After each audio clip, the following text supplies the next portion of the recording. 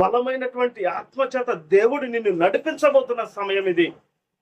ఇంతవరకు నీవు దేవుని యొద్ద నువ్వు మొరపెట్టలేదేమో, ఇంతవరకు నువ్వు దేవునికి నీకున్నటువంటి సమస్యలు చెప్పలేదేమో, నీ ఎదుటి వారికి సమస్యలు చెప్పి సమయాన్ని మరి వృధా చేసి ఉండవచ్చు. కానీ దేవుడు నీతోనే మాట్లాడుతూ ఉన్నాడు. ఇకనైనా నువ్వు ప్రార్థన చేయి, ఇకనైనా నువ్వు మోకరించు, ఇకనైనా దేవుని యొద్దకు రా. యాకోబు పత్రిక 4:8 దేవుడు మాట్లాడుతున్నాడు. ఏమన్నాయి అంటే, దేవుని యొద్దకు మనం వెళ్ళినట్లయితే ఆయన మన యొద్దకు వస్తాడు. మీరు దేవుని యొద్దకు రండి, అప్పుడు దేవుడు మీ యొద్దకు వచ్చునని వాగ్దానం సెలవిస్తూ ఉన్నది, వాక్యం సెలవిస్తూ ఉన్నది.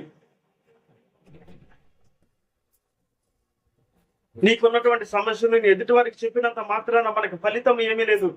వారి ద్వారాగా ఇంకొకరికి చెప్పి వారు అవమానపరుస్తూ, నిందిస్తూ, అవమానిస్తూ, హేళనగా మాట్లాడుకుంటారు. అదే నీకున్నటువంటి సమస్యను, నీకున్నటువంటి బాధను, నీకున్నటువంటి అప్పును, నీకున్నటువంటి ఇబ్బందిని, నీకున్నటువంటి కోర్టు సమస్యని దేవుని పాదాల దగ్గర పెట్టి నువ్వు గనక మోకరించినట్లయితే దానిపై నీకు విజయాన్ని దేవుడు అనుగ్రహించగలడు. హల్లెలూయా. Thank you master. బలమైనటువంటి కార్యములు చేయగలిగినటువంటి దేవుడు, నిన్ను నిర్మించినటువంటి దేవుడు, బలమైనటువంటి సాధనముగా చేయగలిగినటువంటి దేవుడు, నిన్ను నిర్మించినటువంటి దేవుడు, బలమైనటువంటి బాణముగా నిన్ను చేయగలిగినటువంటి దేవుడు.